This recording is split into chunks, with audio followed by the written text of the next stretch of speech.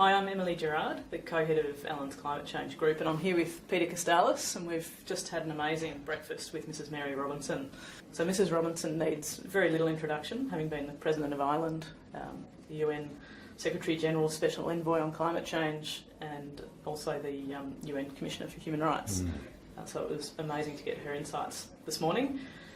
Peter, would you like to give any reflections that you have from this morning's discussion with Mrs Robinson? Yeah, thanks, Emma. It was a privilege to be in the presence, but also have the chance to meet with and speak and ask questions of someone who's really a pioneering, transformative leader that's worked on so many issues of global significance. I mean, I thought one thing that was really stood out to me is the way she could, through her experience, sort of connect the big issues of sustainable development and addressing climate change. And I think one of the things she highlighted in talking to the audience was that 2015 was a year where we, as a global community, signed on to the Sustainable Development Goals, and then finished the year with the Paris Agreement. And the interconnection between those two and the issue of human rights, I think, was really insightful to get someone to actually connect those two big agendas. One that can be very much play out in a domestic sense, being the Sustainable Development Goals, and one that has a basically global connection. And I think my takeaway is that she views the issue of climate change as something where she puts humans at the centre. That's the centre, thinking about humanity, thinking about human rights, thinking about the individual who's impacted by climate change, and what we need to do really through some of the work that she's doing through her own foundation. I'm reminded of an article in the agreement which talks about adaptation planning, and I think it's a really interesting nexus with the point that you've just made and the points that Mrs Robinson was making this morning, that adaptation plans are going to be required, and that will be one of the binding commitments under the Paris Agreement. And that's not only looking at how developed countries are helping developing countries to adapt to a new world and a shifting climate, but also domestically. Like, we're going to have to report as Australia on our own efforts for adaptation internally, and the tentacles that has for cities and states and local communities, Indigenous communities. It's going to have an enormous reach.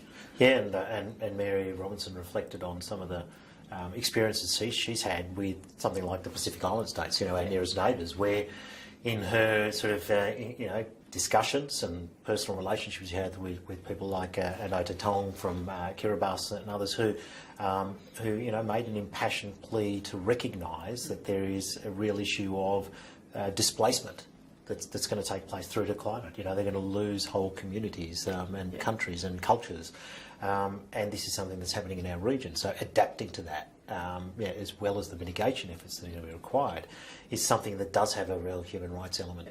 I think her comments were, as you say, very strong in terms of our regional responsibilities, and our near neighbours included China, and looking at what's happening in China and some of the moves and the dramatic shifts that are happening in this region as a whole, and the implications that'll have for us and our responsibilities in the region. Yeah, and I think the other thing that she sort of highlighted was that the goal of sort of zero emissions or zero net emissions is not incompatible with addressing poverty. One of the challenges is for developing countries who haven't, no countries she highlighted has really developed and grown their economy without the use of fossil fuels. And so how is that going to happen? How are we going to affect that technological leapfrogging and the financing of that? But that's what we have to face. And it did take me back to a couple of the more prickly moments at Paris, where certainly the issue that's central to what Mrs Robinson was talking about, around common but differentiated responsibility. And I remember sort of the trajectory of the couple of weeks in Paris, where things were going relatively smoothly in the first week, and bang on that middle weekend, there was that split, and it was around the 1.5 or 2 degree target, and it was about the extent to which developed countries were going to be helping developing countries. And I think the Mary Robinson Foundation for Climate Justice and others, as well as the small island nations, really rallied. She certainly was an inspirational speaker, and gave me a spring to my step this morning. So it was an amazing experience. It's nice when you're talking to someone, you can get a few hairs stand up on the back of your neck, thinking, it's really, it was a privilege and an inspiration.